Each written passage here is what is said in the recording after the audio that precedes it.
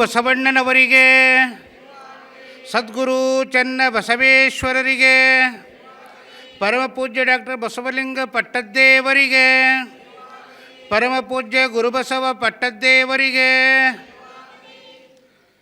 ಓಂ ಶ್ರೀ ಗುರು ಬಸವಲಿಂಗಾಯ ನಮಃ.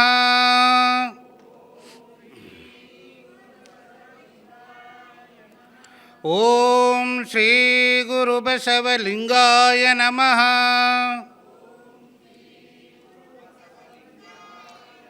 ಪ್ರಣವಾರೂಢನೋ ಪ್ರಣವಸ್ವರೂಪನೋ, ಪ್ರಣವ ಪ್ರಕೃತಿ ಸಂಜ್ಞನೋ,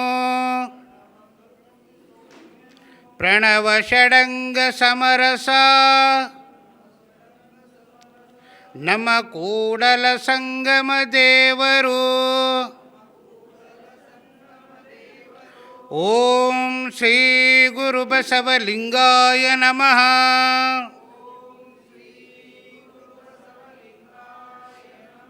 ಇವನಾರವ ಇವನಾರವ ಇವನಾರವ ಎಂದೆನಿಸದಿರಯ್ಯ, ಇವನಮ್ಮವ ಇವನಮ್ಮವ ಇವನಮ್ಮವ ಎಂದೆನಿಸಯ್ಯ. ಕೂಡಲ ಸಂಗಮ ದೇವ ನಿಮ್ಮ ಮಹಾಮನೆಯ ಮಗನೆಂದೆನಿಸಯ್ಯ. ಓಂ ಶ್ರೀ ಗುರು ಬಸವಲಿಂಗಾಯ ನಮಃ.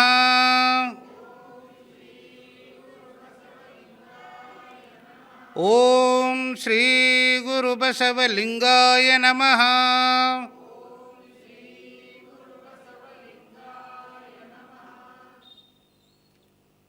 ಒಂದು ನಿಮಿಷ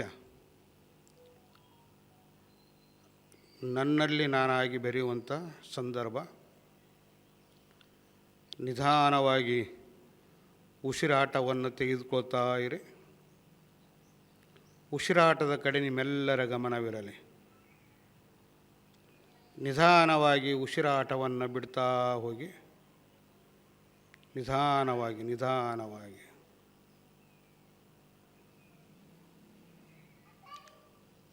ನಮ್ಮ ಅಂತರಂಗದೊಳಗೆ ಹುದುಗಿರುವಂತಹ ಮೌಢ್ಯ ಕಂದಾಚಾರಗಳು ತನ್ನಿಂದ ತಾನೇ ಅಳಿಲಿ ಎನ್ನುವಂಥ ಪ್ರಾರ್ಥನೆಯೊಂದಿಗೆ ಮನಸ್ಸು ಪುಳಕಿತವಾಗ್ತಾ ಇದೆ, ಭಾವ ಪರಿಶುದ್ಧವಾಗ್ತಾ ಇದೆ.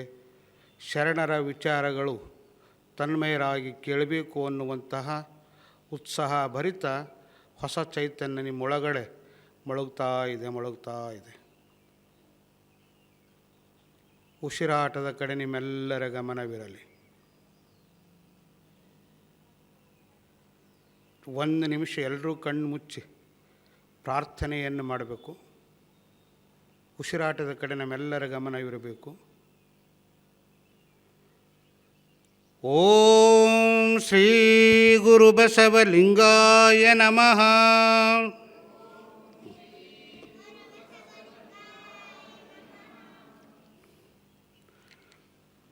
ಪ್ರಾತಸ್ಮರಣರಾಗಿರ್ತಕ್ಕಂಥ ಬಸವಾದಿ ಪ್ರಮಥರನ್ನು ಸ್ಮರಿಸಿ,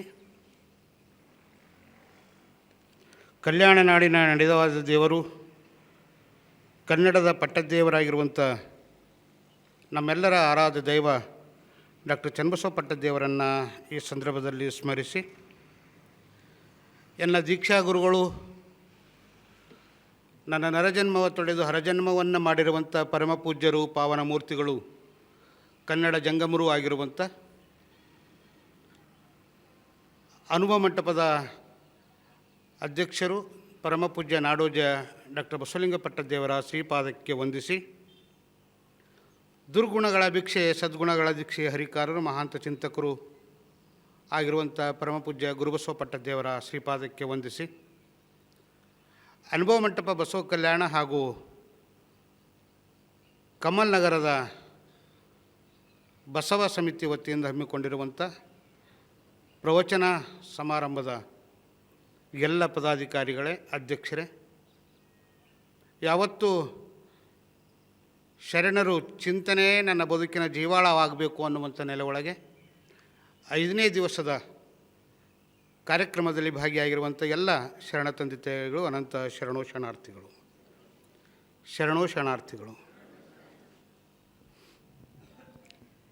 ಇವತ್ತು ಮಾಜನಣ್ಣವ್ರು ಹೇಳಿದ್ದಾರೆ, ಇವತ್ತು 5ನೇ ದಿನದ ಕಾರ್ಯಕ್ರಮ ಚಿಂತನೆ. ಇವತ್ತಿನ ಕಾರ್ಯಕ್ರಮದೊಳಗೆ 3 ಕಾರ್ಯಕ್ರಮಗಳು ನಾವು ಮಾಡ್ತಾಯಿದ್ದೀವಿ. ಇವತ್ತು ಒಂದು ಬಸವ ಪಂಚಮಿ, 2ನೇದು ಅಕ್ಕನಾಗಮ್ಮ ಜಯಂತಿ, 3ನೇದು ಶರಣರ ಜೀವನ ದರ್ಶನ ಪ್ರವಚನ. ಹಂಗದ ನೋಡ್ರಿ ಮಜಾ. ನಾವು ಒಂದು ಕಾರ್ಯಕ್ರಮ ಮಾಡಬೇಕಂದ್ರೆ ಜಲ್ದಿ ಆಗಂಗಿಲ್ಲ. ಬಯಸಿ ಬಂದದ್ದು ಅಂಗಭೋಗ, ಬಯಸದೇ ಬಂದದ್ದು ಲಿಂಗಭೋಗ ಅಂತ ಇದಕ್ಕೆ ಶರಣರು ಹೇಳ್ಯಾರ. ಇವತ್ತು 3 ಕಾರ್ಯಕ್ರಮಗಳು ಏಕಕಾಲದಲ್ಲಿ ಮಾಡ್ತಾಯಿದ್ದೀವಿ. ನೀವೆಲ್ಲ ಇವತ್ತು ನಾಗರ ಪಂಚಮಿ ಹಬ್ಬ ಮಾಡಿ ಬಂದಿರಿ, ಏನು ಬಸವ ಪಂಚಮಿ ಮಾಡಿ ಬಂದಿರವರೇ? ಯಾಕಂದ್ರೆ ನಿಮಗೆ ಕೇಳಬೇಕು, ಇವ್ರದ್ದು ಹಬ್ಬ ಇಲ್ಲ ಇದು. ಹಾಂ, ನಾಗರ ಪಂಚಮಿ ಮಾಡಿ ಬಂದಿರಿ. ಒಂದು ನಮ್ಮಲ್ಲಿ ಮೌಢ್ಯ, ಕಂದಾಚಾರ, ಅಂಧಾನುಕರಣಗಳು ಎಷ್ಟು ಗಟ್ಟಿಯಾಗಿ ಬೇರೂರ್ಯಾವ ಅಂದ್ರೆ ಮ್ಯಾಲಿನ ಬ್ರಹ್ಮ ಬಂದ್ರೆ ಭೀ ಅದು ಆಡಾಡ್ತೋ ಇಲ್ಲೋ ಗೊತ್ತಿಲ್ಲ. ಯಾವುದು ಬಸವಾದಿ ಶರಣರ ಮಾಡಬೇಡ ಅಂತ ಹೇಳ್ಯಾರ ಅವೆಲ್ಲ ನಾವು ಮಾಡ್ಕೋತ ಬಂದ್ವಿ. ಯಾವುದಕ್ಕಾಗಿ ಬಸವಣ್ಣ 12ನೇ ಶತಮಾನದೊಳಗೆ ಇವತ್ತಿನ ನಾವು ಭಾಳ ಚಂದ ಇದ್ದೀವಿ. 12ನೇ ಶತಮಾನದೊಳಗಿರ್ತಕ್ಕಂಥ ಕಂದಾಚಾರ, ಮೌಢ್ಯ, ಅಸ್ಪೃಶ್ಯತೆ ಇವತ್ತಿಲ್ಲ. ಅದು ಅಂಥದ್ರ ವಿರುದ್ಧ ನಿಂತು ಒಂದು ಭೌತಿಕವಾಗಿರುವಂತಹ ಸೃಜನಶೀಲವಾಗಿರುವಂತಹ ಸಮಾಜವನ್ನು ಬಸವಣ್ಣ ಕಟ್ಟಿದ್ರು. ಅಂಥ ಒತ್ತಡದ ಕಟ್ಟೋದು ಬೇರೆ. ನಮ್ಮ ಇಂಥ ಸ್ವತಂತ್ರ ಭಾರತದೊಳಗೆ ಸ್ವತಂತ್ರ ವಿಚಾರಧಾರೆ ಇರುವಂಥ ಸಂದರ್ಭದಲ್ಲಿ ನಮಗೆ ಕಟ್ಟಲಿಕ್ಕೆ ಆಗ್ತಾಯಿಲ್ಲ. ಅಪ್ಪರ ಬಳಿ ಯಾರೋ ಬಂದಿರಂತ, ಅಪ್ಪರು ಒಂದು ಸಲ ಹೇಳಿದರು, ನಿಮಗೆಲ್ಲ ಗೊತ್ತಿದ್ದಿರ್ಬೇಕು ಕಥೆ ಅದು. ಯಪ್ಪ ನಮ್ಮ ಮನ್ಯಾಗ ಸಮಾಧಾನ ಇಲ್ಲ ರೀ, ನಮಗೆ ಏನಾರ ಮಾಡಿರಿ ಅಂತಂದ್ರಂತ. ಅಪ್ಪರು ಅಂದ್ರಂತ, ಏನಾರ ಮಾಡೋದೇನದಪ್ಪ, ದಿನ ಪ್ರಾರ್ಥನೆ ಮಾಡು, ಪೂಜೆ ಮಾಡು ಅಂಥೇಳಿ ಒಂದು ಇವತ್ತಿ ಕೊಟ್ರಂತ ದೊಡ್ಡಪ್ಪರು, ಬಸವಲಿಂಗ ಪಟ್ಟದೇವರು. ವಿಭೂತಿ ಕೊಟ್ಟರೆ ಅವ್ರು ಅಂದ್ರಂತ, ಈ ಗುರುಗಳಿಗೆ ಹಾಗೇನು ಹೇಳಕ್ಕೆ ಬರಪ್ಲೆ ಕಾಣಿಸಲ್ದು ಅಂತ ತಿಳ್ಕೊಂಡವ. ಈ ಗುರುಗಳಿಗೆ ಖಾಲಿ ಒಂದು ವಿಭೂತಿ ಕೊಟ್ಟರು, ಪ್ರಾರ್ಥನೆ ಮಾಡಂದರು, ಅಟ್ಟೆ ಹೇಳಿದ್ರು ಅಂತ ತಿಳ್ಕೊಂಡು ಮತ್ತೊಬ್ಬರು ಬಲ್ಲಿ ಹೋದರು. ಇದು ಕಥೆಯಲ್ಲ, ಇದು ವಾಸ್ತವಿಕ ನಡೆದಿರುವಂಥ ಘಟನೆ. ಮತ್ತೊಬ್ಬರು ಬಲ್ಲಿ ಹೋದಾಗ ಅಲ್ಲಿ ತೋರಿದ್ರಂತ, ಅವ್ರು ಹೇಳಿದ್ರಂತ, ಬಾಬಾ ನೀ ಬಂದು ಜಲ್ದಿ ಬಂದು ಭಾಳ ಒಳ್ಳೆಯ ಕೆಲಸ ಮಾಡಿದ್ರಿ, ನೀ ಬರ್ತಿಲ್ಲ ಅಂದ್ರೆ ಭಾಳ ಕಂಟಕ ಇತ್ತು, ನೀ ಬರ್ತಿದ್ದಿಲ್ಲ ಅಂದ್ರೆ ಭಾಳ ಕಂಟಕ ಇತ್ತು ನಿನಗೆ. ಅದಕ್ಕೆ ನೀ ಹಿಂಗೆ ಮಾಡು ಹಾಂಗೆ ಮಾಡು ಅಂಥೇಳಿ ಏನೇನೋ ಒಂದು ದೊಡ್ಡ 2 ಪೇಜಿಂದ ಲಿಸ್ಟ್ ಬರ್ಕೊಟ್ಟು ನಾವು ನಿಮ್ಮ ಮನೆಗೆ ಬಂದು ಹೇಳಕ್ಕೆ ಒಬ್ರಿಗೆ 21,000 ರೂಪಾಯಿ ಕೊಡಬೇಕು ಅಂತ ಹೇಳ್ದ. ಅವ್ರು 11 ಮಂದಿ. ಅವನಿಗೆ ಇರ್ಲಾಕೆ 2.5 ಎಕರೆ ಹೊಲ ಇತ್ತಂತ. 2 ಎಕರೆ ಹೊಲ ಅದು ಲಿಸ್ಟ್ ಬರ್ಕೊಟ್ರು 11 ಮಂದಿ ಬ್ಯಾಡ್ರಿ, 5 ಮಂದಿ ಬರ್ರಿ ಅಂತ ಹೇಳ್ದವ. ಖೈರ್ ಅವ್ರದ್ದು ಏನು ಗಂಟೆ ಹೋಯ್ತು, 5 ಮಂದಿ 1 ಗಂಟೆ ಬಂದು ಹೋಗ್ಲಕ್ಕೆ 21,000 ರೂಪಾಯಿ ತೊಗೊಂಡು ಮುಂದೆಲ್ಲ ಮಾಡಿ ಹೋದ್ರಂತ. ಮಾಡಿ ಹೋಗಿನ ಮೇಲೆ ಅದಿಟ್ಟು ಮಾಡಾಟಿಗೆ ಬಾಕಿ ಸಾಕಿ ಆಯಿತು. ಒಂದು 6 ತಿಂಗಳದಾಗ ಹೊಲ ಮಾರ್ಯಾಕದ. ಹೊಲ ಮಾರ್ಯಾಕಿನ ಬಾರಿ ಮತ್ತೊಂದು ಸಲ ಮಠಕ್ಕೆ ಬಂದಾಗ ಅಪ್ಪರು ಅಂದ್ರಂತ, ಏನಪ್ಪ ಹೆಂಗಿದ್ದಿ, ಈಗ ಆರಾಮಿದ್ದಿ ಅಂತ ಕೇಳಿದ್ರಂತ. ಅವ್ರಿಗೇನು ಕೊನ ಪಾಪ. ಅವ್ರು ಅಂದಂತ, ಯಪ್ಪ ಆರಾಮಿಲ್ದಾಗ ನನಗೇನಾಗ್ಯದ್ರಿ, ಇದ್ದಿಂದೆಲ್ಲ ಹೋಗ್ಯದ, ಆರಾಮೇ ಇರೋದದ ರೀ ಅಂತ. ಇದ್ದಿಂದ ಹೋಗ್ಯದ, ಈಗ ಆರಾಮೇ ಇರೋದದ ನೋಡ್ರಿ. ಬಸವಾದಿ ಶರಣರು ನಮ್ಗೆ ಇಂಥ ಸರಳವಾಗಿರುವಂಥ ಜೀವನ ಕಲಿಸ್ಕೊಟ್ಟಾರ. ಯಾವುದೂ ಡಾಂಬಿಕತೆ ಇಲ್ಲ ನಮ್ಮಲ್ಲಿ. ಈಗ ಅಣ್ಣವ್ರು ಪೂಜೆ ಮಾಡಿದ್ರು, ಓಂ ಶ್ರೀ ಗುರು ಬಸವಲಿಂಗಾಯ ನಮಃ ಅಂದರು. ಅವ್ರು ಪೂಜೆ ಮಾಡಿದ್ರು, ಸರಳವಾಗಿ ಮುಗೀತು. ಮತ್ತೊಬ್ಬರು ಬೇರೆ ಯಾರ ಪೂಜೆ ಮಾಡಲಿ, ಅವ್ರು ಹೇಳಿದ್ದು ಅವರಿಗೆ ತಿಳಿಯಲ್ಲ. ಸಂಸ್ಕೃತದಾಗ ಹೇಳ್ತಾರೋ ಎದ್ರೊಳಗೆ ಹೇಳ್ತಾರೋ, ಕೊನೆದೊಂದು ಗೊತ್ತಾಯ್ತದ, ಮೊದಲಿಂದೊಂದು ಗೊತ್ತಾಯ್ತದೆ, ಮಧ್ಯದಲ್ಲಿ ನಮ್ಗೆ ಏನೂ ತಿಳಿಯಂಗೇ ಇಲ್ಲ. ಈ ಮಾತನ್ನು ಆರಂಭ ಯಾಕೆ ಮಾಡ್ತಾ ಇದ್ದೀನಿ ಅಂದರೆ, ಇವತ್ತು ಬಸವ ಪಂಚಮಿ. ಯಾವ ನಾಡಿಗೆ ಬಸವಣ್ಣ ಇಡೀ ಜಗತ್ತಿಗೆ ಬೆಳಕನ್ನು ಕೊಟ್ಟರು, ಇಡೀ ಜಗತ್ತಿನ ವೈಭವವನ್ನು ಮೆರಲಿಕ್ಕೆ ಕಾರಣೀಕರ್ತರಾದರು, ಬಿಜ್ಜಳನ ಆಸ್ಥಾನದಲ್ಲಿ ಅವರು ಇರೋ ತನಕ ಯಾವುದೇ ಸಂಘರ್ಷ ಆಗಲಾರ್ದಂಗೆ ಬದುಕುವಂಥ ಕಲೆಯನ್ನು ಕಲಿಸ್ಕೊಟ್ರು. ಇಡೀ ಜಗತ್ತಿನ ನಾಡಿನ ಎಲ್ಲ ಶರಣರು, ಎಲ್ಲ 770 ಅಮರಗಣಗಳು, 1,96,000 ಜಂಗಮರು ಏಕಕಾಲದಲ್ಲಿ ಪ್ರಸಾದ ಮಾಡುವಂಥದ್ದು, ಏಕಕಾಲದಲ್ಲಿ ಅನುಭವ ಮಾಡುವಂಥದ್ದು, ಏಕಕಾಲದಲ್ಲಿ ಭಾವನೆ ಹಂಚಿಕೊಳ್ಳುವಂಥ ಅನುಭವ ಮಂಟಪ ನಿರ್ಮಾಣ ಮಾಡಿದ್ರು. ಅವ್ರ ಲಿಂಗೈಕ್ಯಾಗಿದ್ದ ದಿವಸ ಇವತ್ತು ನಾವು ಆಚರಣೆಯನ್ನು ಮಾಡ್ತೀವಿ. ಬಸವಣ್ಣ ಕಲ್ಲು ನಾಗರ ಕಂಡರೆ ಹಾರನೆಲೆ ಎಂಬರು, ದಿಟದ ನಾಗರ ಕಂಡರೆ ಕೊಲ್ಲೆಂಬರು, ಉಂಬುವ ಜಂಗಮ ಬಂದರೆ ನಡೆ ಎಂಬರು, ಉಣ್ಣದ ಲಿಂಗಕ್ಕೆ ಬೋನವ ಹಿಡಿ ಹಿಡಿ ಎಂಬರು ಅಂತ ನೋಡ್ರಿ. ಅವತ್ತು ಇತ್ತು, ಇದು ಇಲ್ಲ ಅಂತಲ್ಲ. ಆದರೆ ಅದನ್ನು ಪ್ರತಿಭಟಿಸುವಂಥ ನೆಲೆಯೊಳಗೆ, ಜಾಗೃತ ಮಾಡುವಂಥ ನೆಲೆಯೊಳಗೆ ಬಸವಾದಿ ಪ್ರಮುಖರು ಮಾಡಿರುವಂಥ ಕಾರ್ಯ ಅದು. ಇವತ್ತು ನಮಗೆ ಅದಕ್ಕೆ ಅವ್ರು ಮಹಾತ್ಮ ಅನ್ನಿಸ್ಕೊಳ್ತಾರೆ, ಬೇರೆ ಏನೋ ಉದ್ದೇಶ ಅಲ್ಲ. ನೋಡಿರಿ, ನಾವು ಯಾರಾದರೂ ಸತ್ತಾಗ ಅವ್ರ ಬಗ್ಗೆ ವರ್ಣನೆ ಮಾಡ್ತೀವಿ. ನುಡಿ ನಮನ ಇತ್ತು ಅಂದರೆ ವರ್ಣನೆ ಮಾಡ್ತೀವಿ.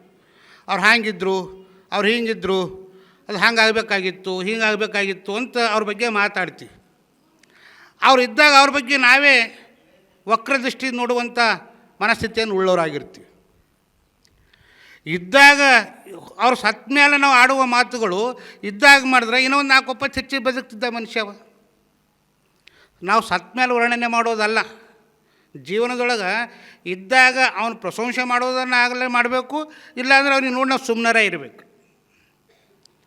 ನಮ್ಮಲ್ಲಿ ಏನು ಬೆಳ್ಕೊಂಡು ಬಂದ ಅಂದ್ರೆ, ಇದ್ದಾಗ ನಾವು ಯಾರೂ ಗೌರವ ಕೊಡೋಂಗಿಲ್ಲ. ಅವ್ರು ಸತ್ತ ಮೇಲೆ ಅವ್ರ ಬಗ್ಗೆ ಇಂದ್ರ ಚಂದ್ರ ಅಂತೆಲ್ಲ ಹೊಗಳಿ ಅವ್ರದ್ದೊಂದು ಸ್ಟ್ಯಾಚ್ಯೂ ಮಾಡಿ ಕೂಡಿಸುವಂಥ ಕಾರ್ಯವನ್ನು ನಾವು ಮಾಡ್ತೀವಿ. ಬಸವಣ್ಣ ಜಗತ್ತಿಗೆ ಬೆಳಕಾದರು.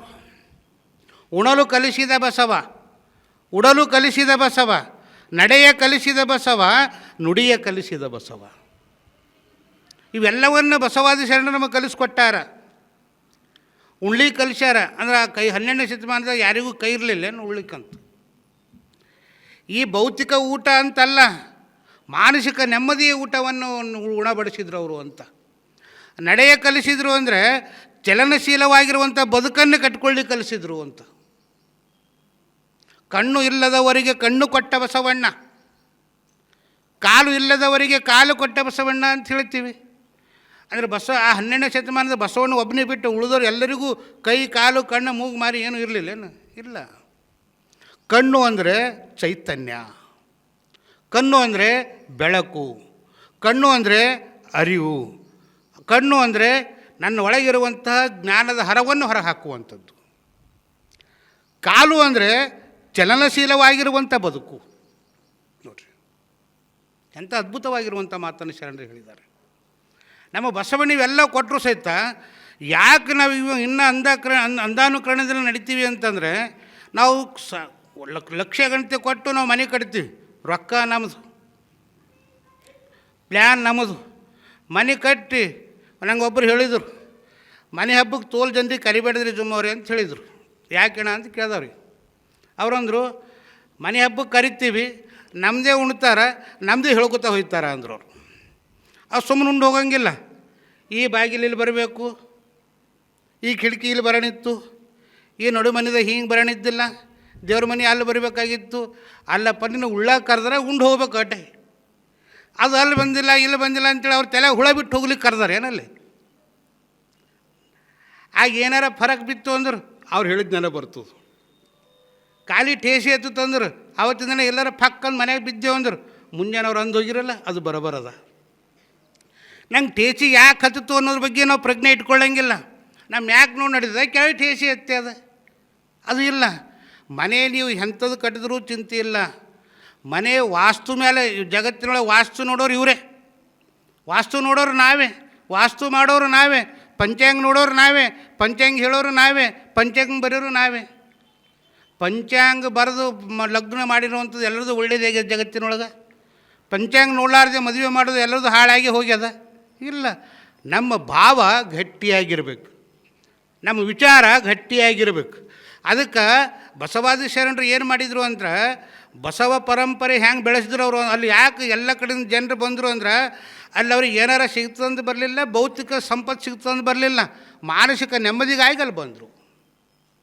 ಇವತ್ತು ಬಸವಣ್ಣ, ಇವತ್ತು ವಿಶ್ವಗುರು, ಮಾನವತಾವಾದಿ, ಮಂತ್ರಪುರುಷ, ವಿಭೂತಿ ಪುರುಷ, ದಲಿತೋದ್ಧಾರಕ, ಸ್ತ್ರೀಕುಲೋದ್ಧಾರಕ, ಕರ್ನಾಟಕ ಸಾಂಸ್ಕೃತಿಕ ನಾಯಕ ಬಸವಣ್ಣನ ಲಿಂಗೈಕ್ಯ ಸಂಸ್ಮರಣೆ ಕಾರ್ಯಕ್ರಮವನ್ನು ಇವತ್ತು ನಡೀತಾ ಇದೆ. ನೆನೆಸ್ಕೊಳ್ಬೇಕು. ನಮ್ಮ ಮನೆಯಾಗ ಹಿರಿಯವರು ಲಿಂಗೈಕ್ಯ ಆದಾಗ ನಾವೆಲ್ಲ ಭಜನೆ ಮಾಡ್ತೀವಿ, ಕೀರ್ತನೆ ಮಾಡ್ತೀವಿ, ಮತ್ತೊಂದು ಮಾಡ್ತೀವಿ. ನಮ್ಮ ಲಿಂಗಾಯತ ಧರ್ಮ ಸಂಸ್ಥಾಪಕ ಇವತ್ತು ಲಿಂಗೈಕ್ಯ ಆಗಿರುವಂಥ ದಿನ ನಮ್ಮ ಬದುಕಿನಲ್ಲಿ ಹೊಸ ಚೈತನ್ಯವನ್ನು ತುಂಬಬೇಕು. ನಾವು ಇವತ್ತಿನ ದಿನ ಒಂದು ಸಂಕಲ್ಪ ಮಾಡಬೇಕು. ಏನಾದರೂ ಸಂಕಲ್ಪ ಮಾಡ್ಕೋರಿ, ಎಲ್ಲರೂ ಎದ್ದು ಮಾಡಬೇಕು ಅಂತಲ್ಲ. ನನ್ನ ಮನಸ್ಸಿನೊಳಗೆ ಒಂದು ಸಂಕಲ್ಪ ಮಾಡಿದ್ರೆ ಸಾಕು, ನನ್ನ ಬದುಕು ಎಲ್ಲೋ ಒಂದು ಕಡೆ ಬದಲಾವಣೆ ಆಗ್ತದೆ, ದಿಕ್ಕು ಮತ್ತೊಂದು ಕಡೆ ನಡೀತದೆ. ನೋಡ್ರಿ, ಅಂಥ ಬಸವಣ್ಣಗೆ ಅಕ್ಕರೆ ತಂಗಿ ಅಕ್ಕ ಯಾರು? ಅಕ್ಕನಾಗಮ್ಮ. ಇಂಥ ಮಕ್ಕಳು ಹುಟ್ಟಬೇಕು ಅಂತಾರಲ್ಲ, ಹುಟ್ಟಿದ್ರೆ ಅಂಥ ಮಕ್ಕಳು ಹುಟ್ಟಬೇಕು ಅಂತ. ಬಸವಣ್ಣ ಇವತ್ತು ನಾವು ನೆನೆಸ್ತೀವಿ ಅಂದ್ರೆ ಮೊದಲು ಅಕ್ಕನಾಗಮ್ಮನನ್ನು ನಾವು ಸ್ಮರಿಸ್ಬೇಕು. ಇವತ್ತು ಬಸವಣ್ಣ ಇಡೀ ಸಮಾಜಕ್ಕೆ ಬೆಳಕಾಗ್ಯಾರ ಅಂತಂದ್ರೆ ಅದಕ್ಕೆ ಮೂಲ ಬೆನ್ನೆಲುಬು ಯಾರು ಅಂದ್ರೆ ಅಕ್ಕನಾಗಮ್ಮ. ಅಕ್ಕನಾಗಮ್ಮ ನಮ್ಮ ಎಲೆಮರೆಯ ಕಾಯಿ ಅಂತ ಅದಾರ. ಯಾಕಂದ್ರೆ ಒಂದು ಮುಂಜಿ ಮಾಡಬೇಕು ಅನ್ನುವಂಥ ಕಾಲಘಟ್ಟ ಬಂದಾಗ ನಮಗೆಲ್ಲ ಗೊತ್ತದ ಇತಿಹಾಸ, ನಾ ಹೆಚ್ಚಿಗೆ ಹೇಳಕ್ಕೆ ಹೋಗಂಗಿಲ್ಲ. ಮುಂಜಿ ಮಾಡಬೇಕು ಅಂದ್ರೆ ನನಗಿಂತ ಹಿರಿಯಳಾಗಿರುವಂಥ ಅಕ್ಕನನ್ನು ಮಾಡಲಾರ್ದೆ ನನಗೆ ಯಾಕೆ ಮಾಡ್ತೀರಿ ಅಂತ ಕೇಳುವಂಥದ್ದು ಬಸವಣ್ಣ ಪ್ರಶ್ನೆ ಮಾಡ್ತಾರೆ. ನಾನು ನಿಮಗೆ ಮೊನ್ನೆ ಹೇಳಿದ್ದ, ಎಲ್ಲಿ ತನಕ ನಮ್ಮನ್ನು ನಾವು ಪ್ರಶ್ನೆ ಮಾಡ್ಕೊಳ್ಳಿಕ್ಕೆ ಕಲಿಯಂಗಿಲ್ಲ, ನಮ್ಮ ಬದುಕಿನಲ್ಲಿ ಹೊಸ ಚೈತನ್ಯ ಬರಲಿಕ್ಕೆ ಆಗೋದಿಲ್ಲ ಅಂತ. ನಾವು ಪ್ರಶ್ನೆ ಮಾಡ್ಕೊಳ್ಳೋದನ್ನು ಕಡಿಮೆ ಮಾಡೀವಿ. ಬಸವಣ್ಣ ಪ್ರಶ್ನೆ ಮಾಡ್ದ ಅಂತ ತಿಳ್ಕೊಂಡು ಅಪ್ಪ ಬಸವಣ್ಣ ಪ್ರಶ್ನೆ ಮಾಡಿದ್ದಕ್ಕೆ ಇವತ್ತು ಜಗತ್ತಿಗೆ ಬೆಳಕಾದರು, ಇವತ್ತು ಜಗತ್ತಿಗೆ ವಿಶ್ವಗುರು ಆದರು.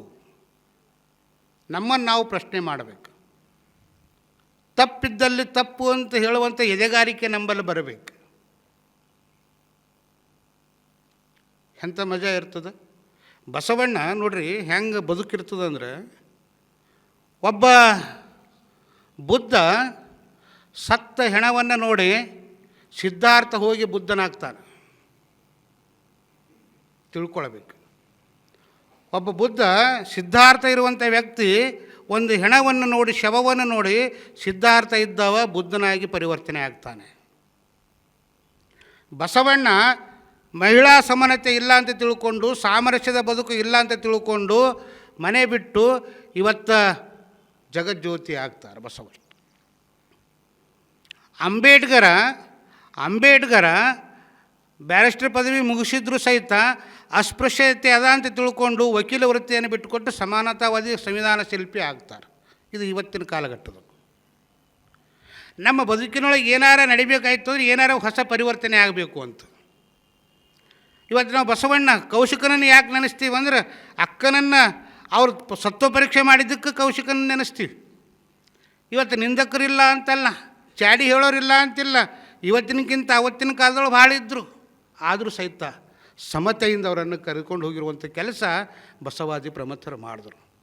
ಅವ್ರ ಬಗ್ಗೆ ಅವ್ರು ತಲೆ ಖರಾಬ್ ಮಾಡ್ಕೊಳ್ಳಿಲ್ಲ, ಅವ್ರ ಬಗ್ಗೆ ಅವ್ರು ಆಲೋಚನೆ ಮಾಡಲಿಲ್ಲ, ಅವ್ರ ಬಗ್ಗೆ ಚಿಂತನೆ ಮಾಡಲಿಲ್ಲ. ಅವ್ರು ಏನು ಮಾಡಿದ್ರು ಅಂದರೆ ಅವ್ರ ಪಾಡಿಗೆ ಅವ್ರು ಬಿಟ್ಟರು, ಇವ್ರ ಪಾಡಿಗೆ ಇವ್ರು ಬೀಳಿದ್ರು. ನಾವು ಯಾವತ್ತೂ ಸಣ್ಣ ಗೀರಿ ಹಾಕಬಾರ್ದು. ನಾವಿಲ್ಲಿ ಒಂದು 200 ಜನ ಸೇರಿವೆ ಅಂತ ಇಟ್ಕೊರಿ, ನನಗೆ ಖುಷಿ ಇರಬೇಕು. ಯಾರೋ ಒಬ್ಬರು ಬಂದಿಲ್ಲ ಅಂತ ತಿಳ್ಕೊಂಡು ಅವ್ರು ಬರಲೇ ಇಲ್ಲ ಅಂತೇಳಿ ದುಃಖ ಪಡಬಾರ್ದು. ಇಷ್ಟು ಜನ ಬಂದಾರಲ್ಲ ಅಂಥೇಳಿ ಆನಂದ ಪಡಬೇಕು, ಸಂತೋಷ ಪಡಬೇಕು. ಇಲ್ಲ ಸಮಿತಿದವರು ಸಹಿತ ಹಾಗೆ ಖುಷಿ ಪಡಬೇಕು. ನಾವು ಇಷ್ಟೆಲ್ಲ ಕಷ್ಟ ಮಾಡೀವಿ, ನಾವು ಇಷ್ಟು ಜನರಿಗೆ ಸೇರಿಸ್ಬೇಕಂದೀವಿ, ಇಷ್ಟೇ ಜನ ಬಂದಾರ ಅಂತಲ್ಲ, ಬಂದ ಜನ ಬೀಜ ತನಿ ಅಂತ ಜನ ಇರಬೇಕು. ಅಕ್ಕನಾಗಮ್ಮ ತಮ್ಮನನ್ನು ಸಂತೈಸ್ತಾಳ, ನಡೀತು ಹಿಂಗೆ. ಈ ಸಮಾಜದೊಳಗೆ ಇದೇ ರೀತಿ ಅದ ಅಂತ ಹೇಳಿದ್ರು ಸಹಿತ ಅವ್ರು ಕೇಳಂಗಿಲ್ಲ. ಅದಕ್ಕೆ ಅವ್ರ ಕಾಲ ಬಸವಣ್ಣನ ಕಾಲನೇ, 12ನೇ ಶತಮಾನನೇ.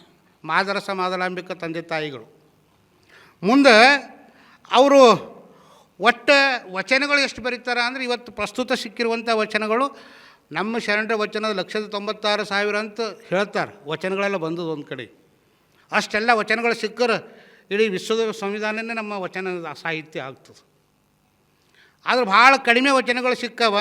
ಅಕ್ಕನಾಗಮ್ಮನ ವಚನಗಳು ನಮಗೆ ಸಿಕ್ಕಿದ್ದು ಎಷ್ಟು ಅಂತಂದರೆ ಕೇವಲ 15 ವಚನಗಳು ಮಾತ್ರ ಸಿಕ್ಕಾವ.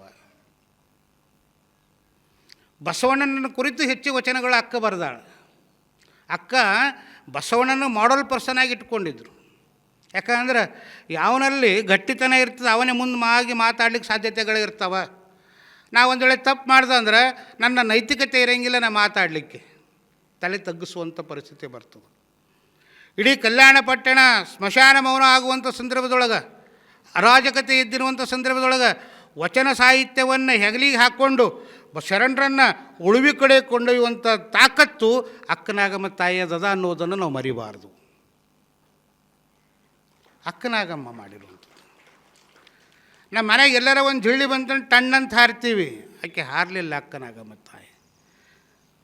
ಕೈಯೊಳಗೆ ತಲವಾರು ಹಿಡ್ಕೊಂಡು ಹೆಗಲ ಮೇಲೆ ವಚನ ಸಾಹಿತ್ಯಗಳು ಹಿಡ್ಕೊಂಡು ಹಾಕ್ಕೊಂಡು ಕುದುರೆ ಮೇಲೆ ಕುಂತು ಉಳುವಿ ಕಡೆ ಶರಣರನ್ನು ಕರ್ಕೊಂಡು ಹೋಗುವಂಥ ಏಕೈಕ ಮಹಿಳೆ ಆಗ್ತಾಳೆ.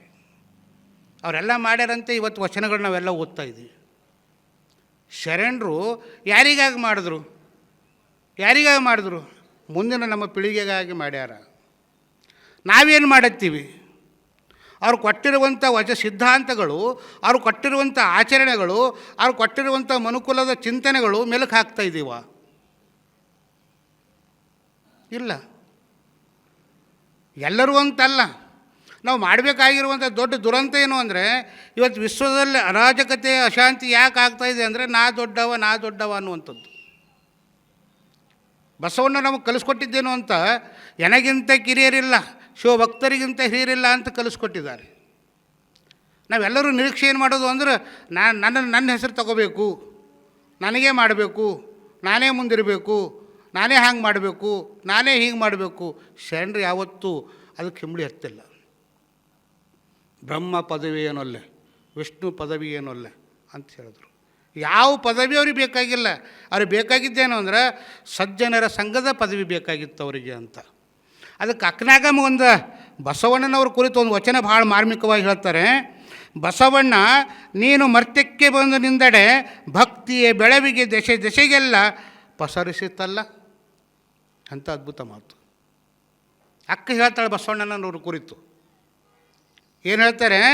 ಬಸವಣ್ಣ ನೀನು ಮರ್ತ್ಯಕ್ಕೆ ಬಂದು ನಿಂದಡೆ ಭಕ್ತಿಯ ಬೆಳವಿಗೆ ದಶೆಗಳೆಲ್ಲ ಪಸರಿಸುತ್ತಲ್ಲ. ಅಯ್ಯ ಸ್ವರ್ಗ ಮರ್ತ್ಯ ಪಾತಾಳದೊಳಗೆಲ್ಲ ನಿನ್ನ ಭಕ್ತಿಯ ಬೆಳವಿಗೆ ಘನವನಾರು ಬಲ್ಲರು ಅಣ್ಣ. ಶಶಿಧರ ನಟ್ಟಿದ ಮಣಿಹ ಪೂರೈಸುತ್ತೆಂದು ನೀವು ಲಿಂಗೈಕ್ಯವಾದೊಡೆ ನಿಮ್ಮೊಡನೆ ಭಕ್ತಿ ಹೋಯಿತಯ್ಯ. ನಿಮ್ಮೊಡನೆ ಅಸಂಖ್ಯಾತ ಮಹಾಂಗಳಗಳು ಹೋದರಣ್ಣ, ಮರ್ತ್ಯ ಲೋಕದ ಮಹಾಮನೆ ಶೂನ್ಯವಾಯಿತಲ್ಲ ಬಸವಣ್ಣ. ನೋಡ್ರಿ, ನಮ್ಮ ಶರಣರು ಭಕ್ತಿ ಪಥವನ್ನು ತೋರಿಸ್ಲಿಕ್ಕೆ ಬಂದವರು, ಮುಕ್ತಿಯ ಮಾರ್ಗವನ್ನು ತೋರಿಸ್ಲಿಕ್ಕೆ ಬಂದವರು. ಅವರು ಯಾರದರ ರಾಜ ಮಹಾರಾಜರ ಬಗ್ಗೆ ನಾವು ನೋಡ್ತೀವಿ. 10ನೇ ಶತಮಾನದ ತನಕ ಏನು ಅಂದ್ರೆ ಯಾವ ರಾಜಾಶ್ರಯದಲ್ಲಿದ್ದರೂ ಆ ರಾಜನ ಬಗ್ಗೆ ಒಂದು ಸಾಹಿತ್ಯ ಬರೀತಿದ್ರು. ಲೌಕಿಕ ಮತ್ತು ಆಗಮಿಕ ಸಾಹಿತ್ಯ ಅಂತ ಇರ್ತಾವೆ. ಲೌಕಿಕ ಕಾವ್ಯ ಅಂದರೆ ಹಳ್ಳಗೆದ್ದು ಕೂಡ್ರವರೇ. ಲೌಕಿಕ ಕಾವ್ಯ ಅಂದರೆ ರಾಜನನ್ನು ಕುರಿತು ಹೇಳುವಂಥದ್ದು. ಆಗಮಿಕ ಅಂದರೆ ಅವರು ಯಾವ ಧರ್ಮವನ್ನು ಅಪೇಕ್ಷಿಸ್ತಾರೋ ಆ ಧರ್ಮದ ಕುರಿತು ಹೇಳುವಂಥದ್ದು. ಆದರೆ ಬಸವಾದಿ ಶರಣರು ಆನು ಅಂಜುವೇನೆ ಅನ್ನುವಂಥ ಪ್ರಶ್ನೆ ಮಾಡುವಂಥ ತಾಕತ್ತು ಎದೆಗಾರಿಕೆ ಬರ್ತದೆ ಅಂದರೆ ಅವರಲ್ಲಿ ಎಂಥ ಧೈರ್ಯ ಇತ್ತು. ಕೂಡ್ರವರೇ ಮಳೆ ಬರಲಿ ಇವತ್ತು ಹಬ್ಬ ಅದ, ಪಂಚಮಿ ದಿನ ಮಳೆ ಬಂದರೆ ಚಂದ ಮಳೆ ಬೆಳೆ ಎಲ್ಲ ಬೆಳೀತದೆ. ಕೂಡ್ರಿ. ಅದಕ್ಕೆ ಬಸವಣ್ಣ ನೀನು ಮರ್ತ್ಯಕ್ಕೆ ಬಂದು ನಿಂದಡೆ, ನೀ ಮರ್ತ್ಯಕ್ಕೆ ಬಂದ ಮೇಲೆ, ನೀ ಉದೇಶಿ ಬಂದ ಮೇಲೆ ಭಕ್ತಿಯೇ ಬೆಳವಿಗೆ ದೆಸೆಗೆಲ್ಲ ಪಸರಿಸುತ್ತಲ್ಲ. ಎಲ್ಲ ಕಡೆಯಿಂದ ಶರಣ ಸಂಕುಲ ಯಾಕೆ ಬಂತು ಅಂದ್ರೆ ಇದಕ್ಕೆ ಬಂತು. ಕಲ್ಯಾಣ ನಾಡಿನೊಳಗೆ ಕಲ್ಯಾಣ ಪಟ್ಟಣದೊಳಗೆ ಅದಕ್ಕೆ ಬಂತು ಅಂತ ಅಕ್ಕ ಹೇಳ್ತಾಳೆ. ಅಯ್ಯ, ಸ್ವರ್ಗ ಮತ್ತೆ ಪಾತಾಳದೊಳಗೆಲ್ಲ ನಿಮ್ಮ ಭಕ್ತಿಯ ಬೆಳವಣಿಗೆ ಘನವಾರು ಬಲ್ಲರು. ಎತ್ತೆತ್ತ ನೋಡಿದಡತ್ತತ್ತ ಬಸವನೆಂಬ ಬಳ್ಳಿ, ಎತ್ತಿ ನೋಡಿದರೆ ಲಿಂಗವೆಂಬ ಗೊಂಚಲು, ಒತ್ತಿ ಹಿಂಡಿದರೆ ಭಕ್ತಿ ಎಂಬ ರಸವಯ್ಯ.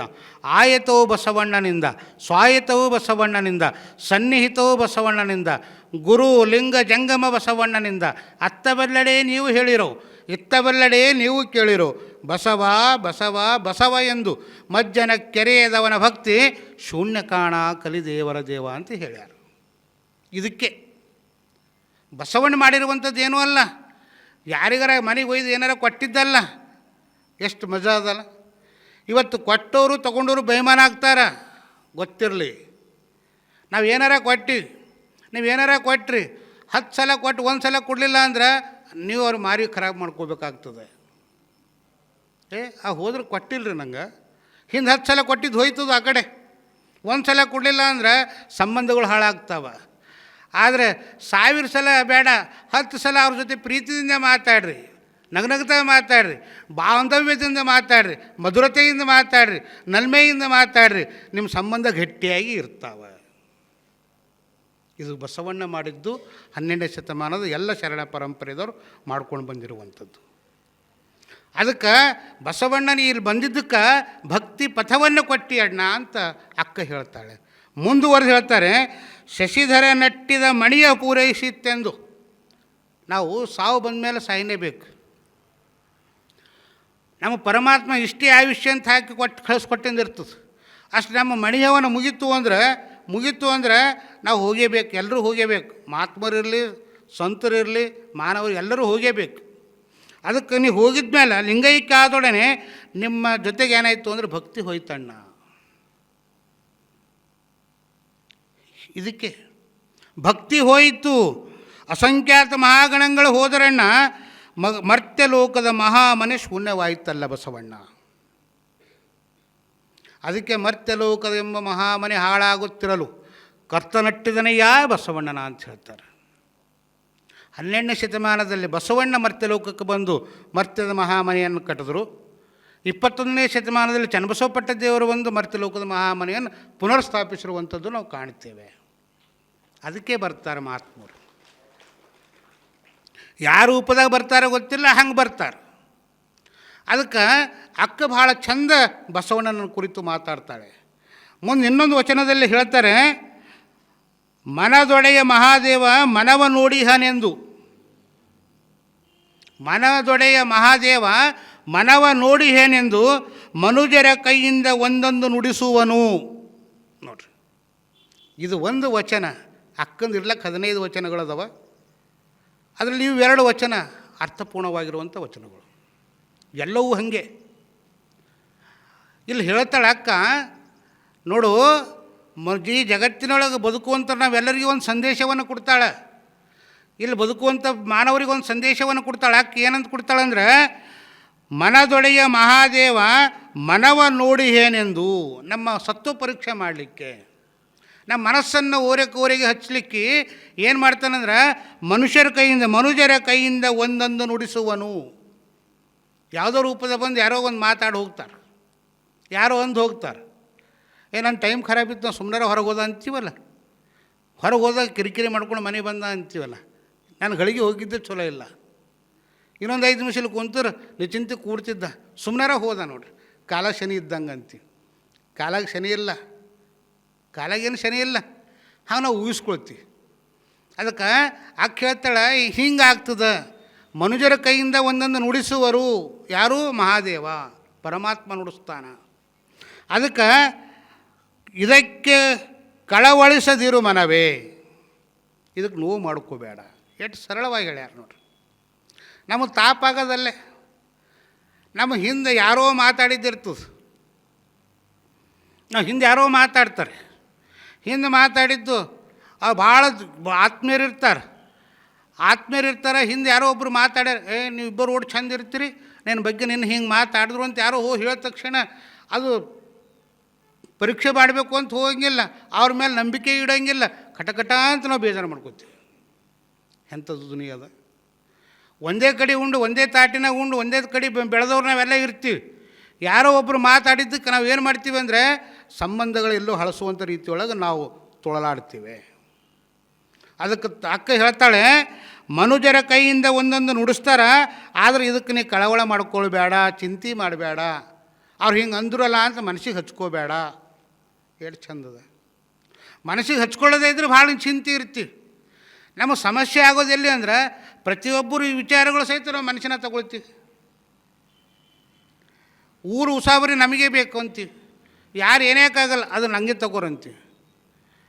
ನೀ ಇಟ್ಟಿಟ್ಕ ಮುಖ ಹಾಕಬೇಡ ಅಂತಾರಲ್ಲ, ಮುಖ ಹಾಕಬೇಡ, ಬಾಯಿ ಮುಚ್ಕೊಂಡು ಕೂಡ ಅಂತಾರೆ. ಮುಖ ಹಾಕೋದು ಅಂದ್ರೆ ನಾವು ಬೀಸೋ ಟೈಮಿನಾಗ ಮುಖ ಹಾಕ್ತಿರಲ್ರಿ ಅವ್ರು. ಈಗ ನಮ್ಮ ಈ ಮಕ್ಳಿಗೆ ಕೇಳ್ರಿ, ಹಿಟ್ಟು ಎಲ್ಲಿಂದ ಬರ್ತದೆ, ಗಿರಣಿಯಾಗಿಂದ ಬರ್ತದೆ ಅಂತ ಹೇಳ್ತಾರೆ ಅವರು. ಹೌದಲ್ಲ ಮಗ? ಬಿಷಕಲ್ ಅಂದ್ರೆ ಗೊತ್ತೇನು?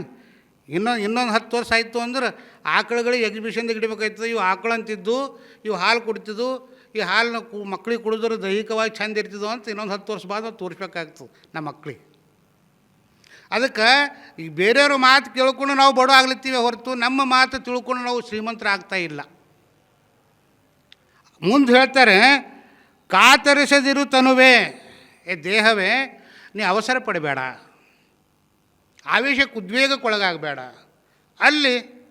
ಅಲ್ಲಿ ಸ್ತುತಿಸುವಾತನೊಬ್ಬ, ನಿಂದಿಸುವಾತನೊಬ್ಬ, ಇವರಿಬ್ಬರು ನಮ್ಮ ಪರಮ ಬಂಧುಗಳೆಂಬೆ ಅಂತ ಭಾವ ಬಂದ್ರೆ ವಾ ಎಷ್ಟು ಚಂದದ ರೀ. ಕೇಳಾಕೆ ಚಂದದ, ಒಂದು ವಚನ ಸಾಹಿತ್ಯ ಕೇಳಾಕೆ ಚಂದದ, ಆಚರಣೆ ಮಾಡ್ರಂದ್ರೆ ಅದು ಆ ಸನ್ಯಾಸಿಗಳಿಗೆ ಬಿಟ್ಟಿದ್ದೇವೆ ರೀ, ನಮಗೇನು ಸಂಬಂಧ ಇಲ್ಲ. ನಾವು ಹೆಂಗಿಲ್ಲಿದ್ದೀವಿ ಅಂದ್ರೆ ಇಲ್ಲ ಸನ್ಯಾಸಿಗಳು ಯಾರೂ ಇಲ್ಲ, ನಾನು ಸಂಸಾರಿ, ನೀವು ಸಂಸಾರಿಗಳು. ನಮ್ಮ ಭಾವನೆಗಳು ಸನ್ಯಾಸಿಗಳಿಗೆ ಅಷ್ಟೊತ್ತಿ ಗೊತ್ತಾಗಂಗಿಲ್ಲ, ಆಯ್ತವೇನು ರೀ? ಇಲ್ಲ. ನಮ್ಮ ಬದುಕಿನೊಳಗೆ ನೋವು ನಲಿವು ಏನಿರ್ತಾವಂತ ನಿಮಗೂ ಗೊತ್ತದ, ಆ ನೋವು ನಲಿವು ಏನಿರ್ತವೆ ನಮಗೂ ಗೊತ್ತದ. ನಾನು ಬಡವ ನೀನು ಬಡವಿ ಒಲವೇ ನಮ್ಮ ಬದುಕು. ಈ ಬದುಕನ್ನು ನಾವು ಸ್ವೀಕಾರ ಮಾಡ್ಕೊಂಡು ಬದುಕಬೇಕಾಗ್ಯದ. ಅದಕ್ಕೆ ಇದಕ್ಕೆ ಕಳವಳಿಸಿದಿರು ಮನವೇ, ಕಾತರಿಸಿದಿರು ತನವೇ, ನಿಜವ ಮರೆಯದಿರು ಕಂಡ ನಿಶ್ಚಿಂತನಾಗಿರು ಮನವೇ. ಮನ ನಿಶ್ಚಿಂತವಾಗಿರು, ಯಾರು ಏನೇ ಅಂದರು. ಯಾಕಂದರೆ ನಿಜವನ್ನರಿತು ನಿಶ್ಚಿಂತನಾಗಿರು ಅಂತ ಹೇಳ್ಯಾರ. ಯಾಕೆ ಹೇಳ್ಯಾರಂದ್ರೆ ಯಾರು ಏನೇ ಅಂದರೂ ಸಹಿತ ನಾವು ತಾಪ ಮಾಡ್ಕೊಂಡೇವು ಅಂದ್ರೆ ನಮ್ಮ ದೇಹ ಸುಡ್ತದೆ, ಅವ್ರ ದೇಹ ಸುಡಂಗಿಲ್ಲ. ಈಗ ಯಾರೋ ಒಂದು ಮನೆಗೆ ಹೋಗ್ತಾರೆ, ಅವ್ರ ಮನೆಗೆ ಹೋಗಿ ನಿಶ್ಚಿಂತೆ ಉಂಡು ಮಲ್ಕೋತಾರೆ. ಅವ್ರು ಅಂದ್ರಲ್ಲ ಅಂತ ತಿಳ್ಕೊಂಡು ಅವ್ರು ರಾತ್ರಿ ಮನೆಗೆ ಹೋಗಿ ಊಟ ಭೀ ಮಾಡೋಂಗಿಲ್ಲ. ಹೊಟ್ಟೆ ಯಾರ್ದು ಒಳತ್ತದ? ನಂದೇ ಒಳತ್ತದ, ಅವ್ರದ್ದು ಒಳ್ಳಂಗಿಲ್ಲ. ಅವ್ರ ಮಜಾದಾಗ ನಿಶ್ಚಿಂತೆ ಸರಿ ಮಕ್ಕೋತಾರೆ ಫ್ಯಾನಿಗೆ ಕೆಳಗೆ. ನೋವು ಯಾರು ಮಾಡ್ಕೋತೀವಿ? ಮನೆಗೆ ದುಃಖ ಯಾರು ಮಾಡ್ಕೋತೀವಿ? ನಾವು ಮಾಡ್ಕೋತೀವಿ. ಅದು ಬೇಡ ಅಂತ ಶರಣರು ಹೇಳ್ತಾರೆ. ಇನ್ನು ಭಾಳ ಮುಖ್ಯವಾಗಿರುವಂಥದ್ದೇನು ಅಂದರೆ, ಇವತ್ತು ನಾಗರ ಪಂಚಮಿ ನೀವೆಲ್ಲ ಮಾಡಿರಿ. ಒಂದು 5 ನಿಮಿಷ ಅದ್ರ ಬಗ್ಗೆನೂ ನಾವು ಮಾತಾಡಿ ಮುಂದೆ ಹೋಗೋಣ. ನಾಗರ ಪಂಚಮಿ ನಾಡಿಗೆ ದೊಡ್ಡದು, ತಾಯಿ ಇರಬೇಕ ಜನುಮಕ ಅಂತ ಹೇಳ್ತಾರೆ. ತವರು ಮನೆ ಕಡೆ ಯಾಕೆ ಸೆಳಿತ ಇರ್ತದ ಅಂದ್ರೆ ತಾಯಿಯನ್ನು ನೋಡಬೇಕು ಅಂತ ಇರ್ತದೆ. ಸಂಬಂಧಗಳು ಹೆಂಗಾಗ್ಯಾವ ಇವತ್ತು ಅಂದ್ರೆ, ನಾಗರ ಪಂಚಮಿ ಬಂತು ಅಂದ್ರೆ ಹೆಣ್ಮಕ್ಳಿಗೆ ತವ್ರ ಮನೆಯಾಗಿರುವಂಥ ಸ್ವಾತಂತ್ರ್ಯ ಗಂಡನ ಮನೆಯಾಗ ಇರೋಂಗಿಲ್ಲ ಅಂತ ಒಂದು ಕಡೆ ತಿಳ್ಕೊಳ್ತೀವಿ. ಹಾಗೆ ಇಂಥ ಒಂದು ನಂಬಿಕೆ ಇತ್ತು.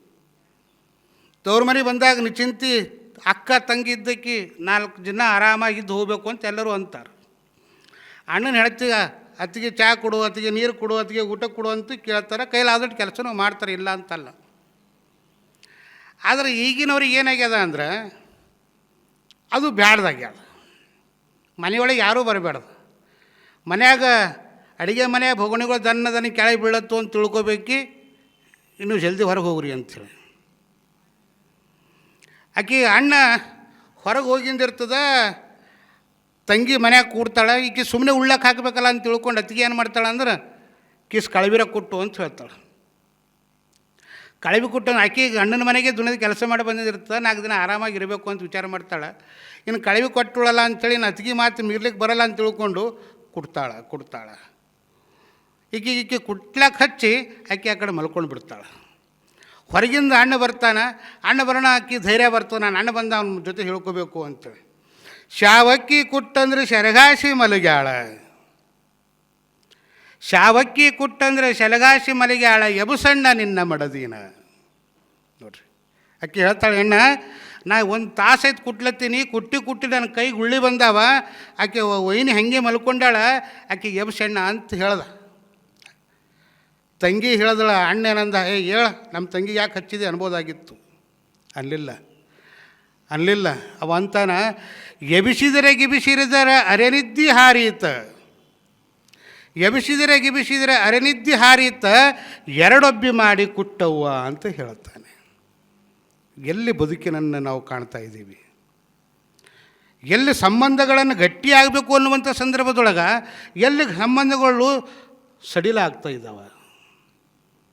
ಅದೇ ಲೋಕದೊಳಗೆ ನಾವು ಬದುಕ್ತಾ ಇದ್ದೀವಿ, ಅದೇ ನಾಡಿನೊಳಗೆ ನಾವು ಬದುಕ್ತಾ ಇದ್ದೀವಿ, ಅದೇ ವಿಚಾರದಲ್ಲೇ ನಾವು ಬದುಕ್ತಾ ಇದ್ದೀವಿ. ಆದರೂ ಸಹಿತ ಎಲ್ಲೋ ಒಂದು ಕಡೆ ನಾವು ವಿಚಲಿತರಾಗ್ತಾ ಇದ್ದೀವಿ. ಇವತ್ತು ಸಂಬಂಧಗಳೇ ಬ್ಯಾಡ್ದಾಗ್ಯಾವ. ಎರಡು ಒಬ್ಬಿ ಮಾಡಿ ಕುಟ್ಟು ಅಂತ ಹೇಳ್ತೀವಿ ಹೊರತು, ನಮ್ಮ ತಂಗಿ ಕೆಲಸ ಹಚ್ಚಬೇಡಪ್ಪ, ಇಬ್ಬರು ಹಾಕಿ ಕುಟ್ರಿ, ಕಾಯಕ ಸಿದ್ಧಾಂತ ನಮ್ದು ಅದ, ಇಬ್ಬರು ಹಾಕಿ ಕುಟ್ರಿ ಅಂತ ಹೇಳಿಲ್ಲ, ತಂಗಿನ ಸಮಾಧಾನ ಇರು ಅಂತ ಹೇಳಿಲ್ಲ. ಹಿಂಗೆ ಹೇಳ್ದ. ಅದಕ್ಕೆ ಮುಂದೆ ದಂಡಿಗೆ ಹೋದಣ್ಣ ದುಂಡು ಮಲ್ಲಿಗೆ ತಂದ. ಪ್ಯಾಟಿಗೆ ಹೋಗಿ ದಂಡಿಗೆ ಹೋದಣ್ಣ ದುಂಡು ಮಲ್ಲಿಗೆ ತಂದ. ಮಲ್ಲಿಗೆ ಹೂವು ಅಂದ್ರೆ ಅಕ್ಕನ ಬೆಳಗದವ್ರಿಗೆ ಭಾಳ ಇಷ್ಟ. ಒಂದು ಯಾವುದ್ಯಾಕೆ ಹೂವು ಕಾಣಿಸೋದು ಟಪ್ಪನ್ನು ತೊಗೊಂಡು ಮುಡಿಗಿರಿಸ್ಕೊತಾರೆ. ಹೌದಲ್ರಿ, ಅದು ಸೌಭಾಗ್ಯದ ಸಂಕೇತನೂ ಹೌದು, ಮುತ್ತೈದ ಸಂಕೇತ ಅಂತ ಹೇಳ್ತಾರೆ. ಆ ಹಿಂದಕ್ಕಿಂದ ಐದರೆಲ್ಲ ಮ್ಯಾಣ ಹಚ್ಕೊಂಡು ಕೂಕಮ್ ಹಚ್ಕೊತಿದ್ರು. ಈಗಿನವ್ರು ಜನರಲ್ ಸ್ಟೋರ್ ಹೋದರು ಅಂದ್ರೆ ಎಲ್ಲಕ್ಕೆ ಬರೀಕ್ ಇರ್ತದೆ ನೋಡ್ರಿ, ಆ ಟಿಕ್ಲಿ ಕೊಡ್ರಿ ಅಂತ ಹೇಳ್ತಾರೆ. ಭಾಳ ಬರೀಕಿರ್ಬೇಕು, ಅದು ಕಣ್ಣಿಗೆ ಕಾಣಿಸ್ಬೇಡ್ದ್ವಿ. ಒಮ್ಮೆ ಓಟ್ ಯಾರು ಜೀವ ಹೊಡ್ಲತ್ತಾರ, ಓಟ್ ಬರೀಕ್ ಹಚ್ಕೊಲ್ಲ. ನಾವು ಹಂಗೆ ಕೇಳಂಗೆ ಭೀ ಇಲ್ಲ. ಓಟ್ ಬರೀಕ್ ಯಾಕೆ ಹಚ್ಕೊತೀವಿ ಅಂದ್ರೆ ಮನೆಗೆ ಭೀ ಕೇಳಂಗಿಲ್ಲ ನಾವು. ಹಂಗೆ ಹಚ್ಕೊಂಡ್ರಿ ಏನದು ಅದು ಇಲ್ಲಿ ಹಣಿ ಮೇಲೆ ಒಂದು ಹಚ್ಕೊಂಡು ನೀವು ಹಚ್ಚಿ ಹೊಡ್ಕೋಬೇಕು ಅಂತಲ್ಲ, ಹಣಿ ತುಂಬ ಕೂಕಮ್, ಕೈ ತುಂಬ ಬಳೆ. ಒಬ್ಬರು ಡಾಕ್ಟ್ರು ಹೇಳಿದರು, ಮಾಲ್ಕಿ ಮಠಕ್ಕೆ ಬಂದಿದ್ದರು. ಇವತ್ತು ಮಹಿಳೆಯರಲ್ಲಿ ಬಂಜಿತನ ಯಾಕೆ ಹೆಚ್ಚಿಗೆ ಆಗ್ಲತ್ತದ ಅಂದ್ರೆ ಕೈಯಲ್ಲಿ ಬಳೆ ಹಾಕದೇ ಇರೋದ್ರಿಂದ ಅಂತ. ತಾಯಿರೇ, ನಾನು ಭಾಳ ವೈಚಾರಿಕವಾಗಿ ಮಾತನ್ನು ಹೇಳತ್ತೀನಿ. ಬಳೆ ಕೈದಾಗಿತ್ತು ಅಂದ್ರೆ ಬಳೆಗಳು ಜಾಗೃತಗೊಳಿಸ್ತಾವಂತ್ರಿ. ಇದಕ್ಕೆ ಸಪ್ಪಳ ಮಾಡಿ ಇಲ್ಲಿ ಹೊಡಿತಾ ಇರ್ತಾವಂತ. ಅದು ಒಳಗೆ ರಕ್ತ ಪರಿಚಲನೆಯಲ್ಲಿ ಗಟ್ಟಿ ಹಾಕೋತಾ ಹೋಗ್ತದಂತ. ಅದು ಜಾಗೃತ ವ್ಯವಸ್ಥೆಯಲ್ಲಿ ಇರ್ತದಂತ. ಈ ಹೆಚ್ಚಿನ ಸಂಖ್ಯೆಯಲ್ಲಿ ಹೆಣ್ಮಕ್ಳು ಕೈದಾಗ ಬಳೆ ಹಾಕದೇ ಇರೋದ್ರಿಂದ ಇವತ್ತು ಬಂಜೆತನವನ್ನು ಅನುಭವಿಸುವಂಥ ಪರಿಸ್ಥಿತಿ ಬಂದಿದ್ರಿಯಪ್ಪ ಅಂತ ಅಲ್ಲಿ ಹೇಳ್ತಾ ಇದ್ದರು. ಅದು ಒಂದು ರೀತಿಯ ಸತ್ಯ ಇರ್ಬೋದು, ಇರಲಿಕ್ಕಿಲ್ಲ ಅಂತಲ್ಲ. ಅದಕ್ಕೆ ಮುಂದೆ ಈ ದಂಡಿಗೆ ಹೋಗಿ ಹೂವು ತೊಗೊಂಡು ಬಂದಾಗ ತಂಗಿ ಕೇಳುತ್ತೆ ತಡೆಯಂದ. ತಂಗಿ ಹುಡ್ಕೊತ ಹೋಗಿ ಎಣ್ಣ ನನಗೆ ಕೊಡು ಅಂತಂದ. ಆದ್ರೆ ಕುಡ್ಲೇವು ಬೇಡೋ, ಕೊಟ್ಟರು ಮನೆಗೆ ರಾತ್ರಿ ಉಳ್ಳಕ್ಕೆ ಹಾಕಲಿಲ್ಲ ಅಂದ್ರೆ ಹೆಂಗೆ ಅಂತ ನಿಂತೇನು ಮಾಡ್ದ ಅಂದ್ರೆ ತಂಗಿ ನಿಂದ್ರಂದ, ಮಡದಿ ಕೇಳುತ್ತೆ ಮುಡಿ ಅಂದ. ಹೆಣತಿ ಕೇಳಿದೆ ತಗ ಈಗ ನೀ ಹಚ್ಕೋ ಅಂದ ಹೆಣತಿ. ತಂಗಿ ಕೇಳಿದ್ರೆ ನಿಂದ್ರು ಅಂದ. ಇದು ಯಾಕೆ? ಪಂಚಮಿ ಹಬ್ಬ, ಪಂಚಮಿ ನೀವು ಆಚರಣೆ ಅದು ಈಗ ನಿಮ್ಮ ಕಾಲದಾಗ ಆಗಲಿಕ್ಕಿಲ್ಲ. ಮುಂದೆ ಒಂದಿಲ್ಲ ಒಂದು ಕಾಲ ಹಿಂಗೆ ಬರ್ತದೆ. ಇಡೀ ಜಗತ್ತು ಬಸವಾದಿ ಪ್ರಮಥರ ವಿಚಾರಧಾರೆ ಮೇಲೆ ನಡೀತದೆ ಅನ್ನೋದನ್ನು ನಾವು ಮರಿಬಾರ್ದು. ನಡೀತು, ನಮ್ಮಿಂದ ಆಗಲಿಕ್ಕಿಲ್ಲ. ನಾವು ಎಲ್ಲೋ ಎಡುತ್ತಾ ಇರ್ಬೋದು. ಮುಂದೊಂದು ದಿನ ಜನ ಜಾಗೃತವಾಗ್ತದೆ, ಸಮಾಜ ಜಾಗೃತವಾಗ್ತದೆ ಅನ್ನುವಂಥದ್ದನ್ನು. ಅದಕ್ಕೆ ಮುಂದೆ ಅತ್ತಿ ಮಾವರಿಗೆ ಹೇಳಿ ನಾ ಬಂದೆ ತವರಿಗೆ, ತವರವರ ಸಿರಿಯೇ ನೋಡಲಾಕ ಕೋಲೆಣ್ಣ ಕೋಲೆ ಹಾಕ್ತಾರಲ್ಲ, ಬೊಲೆ ಹಾಕ್ತಾರಲ್ಲ. ನಾ ಹೆಂಗೆ ಹೇಳ್ತಾರಂದರೆ, ಅತ್ತೆ ಮಾವರಿಗೆ ಹೇಳಿ ನಾ ಬಂದೆ ತವರಿಗೆ, ತವರವರ ಸಿರಿಯೇ ನೋಡಲಾಕ. ತವರು ಮನೆಯೊಳಗೆ ಗಂಡನ ಮನೆಗೆ ಎಷ್ಟೇ ವೈಭವ ಇದ್ರೂ ಸಹಿತ ತವ್ರ ಮನೆಗಿಂದ ಇದು ಭಾಳ ಖುಷಿ ಕೊಡ್ತದೆ ನಮಗೆ. ನಮ್ಮ ಚಪ್ಪರ ಮನೆ ಇದ್ರೂ ಸಹಿತ ನನಗೆ ಸಮಾಧಾನ ಇರ್ತದೆ. ನನ್ನ ತವ್ರ ಮನೆ ಹಿಂದಕ್ಕೆಲ್ಲ ಊರಿಂದ ಬಂದಾರ ಅಂದ್ರೆ ನಮ್ಮ ತವ್ರ ಮನೆಯಿಂದ ಬಂದಾರ ಅಂತ ತಿಳ್ಕೊಂಡು ಅವ್ರಿಗೆ ಕೂಡಿಸ್ಕೊಂಡು ಊಟ ಮಾಡಿಸಿ ಚಹಾ ಕುಡಿಸಿ ಕಳಿಸ್ತಿದ್ರು. ಹೆಣ್ಮಕ್ಳಿಗೆ ಒಟ್ಟು ಖುಷಿ. ಆ ತವ್ರ ಮನೆಯಿಂದ ಯಾರೇ ಬರಲಿ. ಈಗ ಅಳಗ ಬಳಗ ಬಂದ್ರೆ ಟೈಮ್ ಇಲ್ಲ ಅನ್ನೋ. ರಾತ್ರಿ 12-1 ತನಕ ಕುಂತು ಮಾತಾಡ್ತಿದ್ದೀವಿ, ಭಾವನೆಗಳು ಹಂಚ್ಕೊಳ್ತಾ ಇದ್ದೀವಿ. ಈಗೆಲ್ಲ ಹಂಚ್ಕೊಳ್ಳತ್ತೀವಿ ರೀ. ಈಗೇನಿದ್ರಿ ಬಿ ಯಾಕ ರೊಟ್ಟಿ ಮಾಡಿದೆ, ಯಾಕ ಪಲ್ಯ ಮಾಡಿದೆ, ಈ ಮೊಬೈಲ್ದಾಗ ಹೇಳ್ತೀವಲ್ಲ. ಇವು ಹೇಳ್ಕೊಂಬೋದಲ್ಲ, ಭಾವನೆಗಳು ಸಂಕುಚಿತವಾಗುವಂಥ ನೆಲೆ ಒಳಗೆ ಬದುಕ್ತಾ ಇದ್ದೀವಿ ಅಂತ. ಈಗ ನಾಡಿನಾಗಿನ ನಾರಿಯರೆಲ್ಲ ನಾಗರ ಪಂಚಮಿಗೆ ಹೋಗ್ತಾರೆ. ಅಣ್ಣ ಬಂದನ್ನವ್ವ ಕರಿಲಾಕೆ ಸುವನಾರೆ. ಇಡೀ ನಾಡಿನಾಗಿರ್ತಕ್ಕಂಥ ನಾರಿಯರೆಲ್ಲ ನಾಗರ ಪಂಚಮಿಗೆ ಹೋಗ್ತಾರೆ. ಅಣ್ಣ ಕರಿಲಾಕೆ ಬಂದಾನ. ಅಣ್ಣನ ಮಾರಿ ತಂಗಿ ನೋಡಿ, ತಂಗಿ ಮಾರಿ ಅಣ್ಣ ನೋಡಿ, ಯಾವಾಗ ಕಂಡೇನವ್ವ ತಾಯಿ ಮಾರಿ ಸುವನಾರಿ. ಅಣ್ಣನ ಮಾರಿ ತಂಗಿ ನೋಡೋದು, ತಂಗಿ ಮಾರಿ ಅಣ್ಣ ನೋಡಿದ ಮೇಲೆ ತಾಯಿ ಹಂಬಲಾಗಿರ್ತದಲ್ಲ, ತಾಯಿಗೆ ಯಾವಾಗ ನೋಡಲಿ ಅಂತ ತವಕಿಸುತ್ತಿರುವಂತಹ ಮನಸ್ಸು ಹೆಣ್ಣಿನಲ್ಲಿರ್ತದೆ. ಒಂದು ಮಾತನ್ನು ಹೇಳಿ ಮುಗಿಸ್ತೇನದು. ಹಡೆದಮ್ಮ ಇದ್ದಾಗ ನಡುಮಾನಿ ನನಗಿತ್ತು.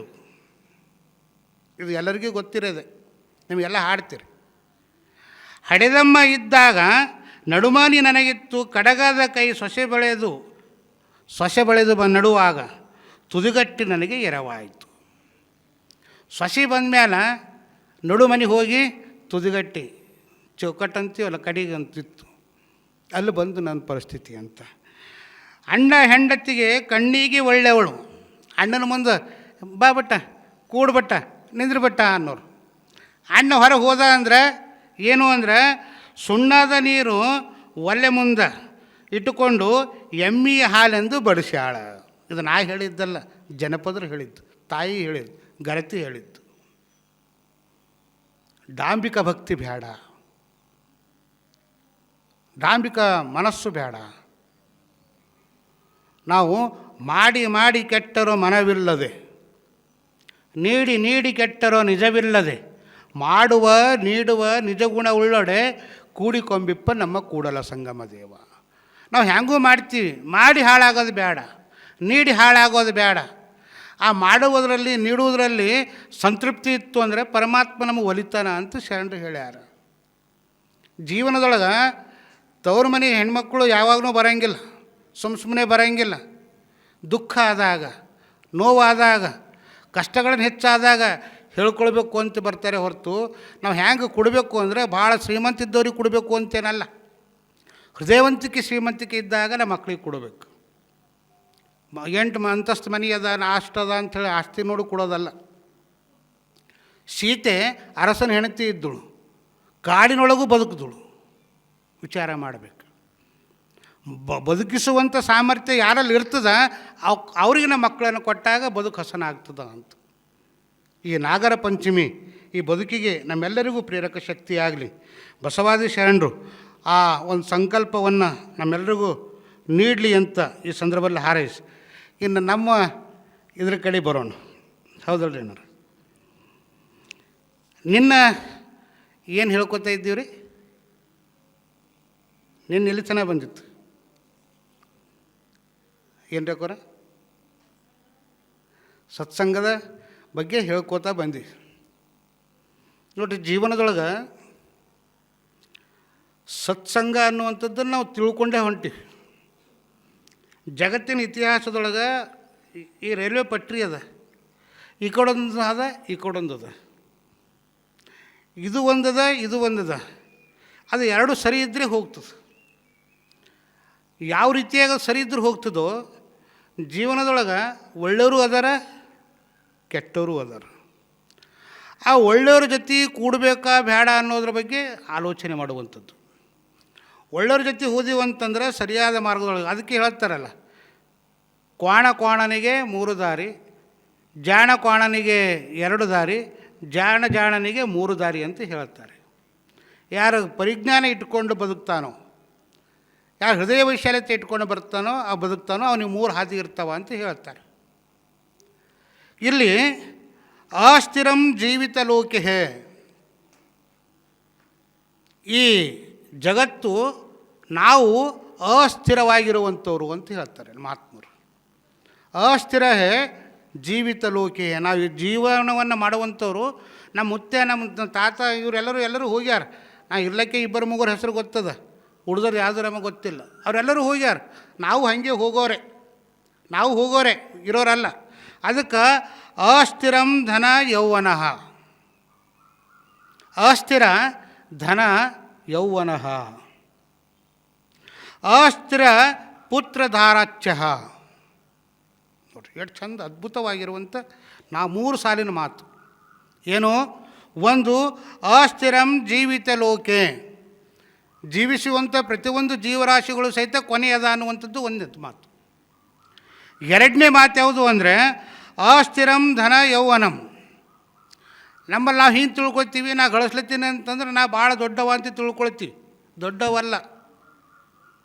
ಹಣ ನಮ್ಮ ವಯಸ್ಸಾಯ್ತು. ನಮ್ಮ ಸಂಪತ್ತು ಯಾವುದು ಅಂದ್ರೆ ಈ ದೇಹ ಸಂಪತ್ತು ನಮ್ಮದು. ಈ ದೇಹ ಚಲೋ ಇತ್ತು ಅಂದರೆ ಅಲ್ಲಿರುವಂಥ ಹಣವನ್ನು ಬಳಸ್ಲಿಕ್ಕೆ ನಂಗೆ ತಾಕತ್ತಿರ್ತದೆ, ಹೊರ ಓಡಾಡ್ಲಿಕ್ಕೆ ಬಳಸ್ಲಿಕ್ಕೆ ಚಿಂತನೆ ಇರ್ತದೆ.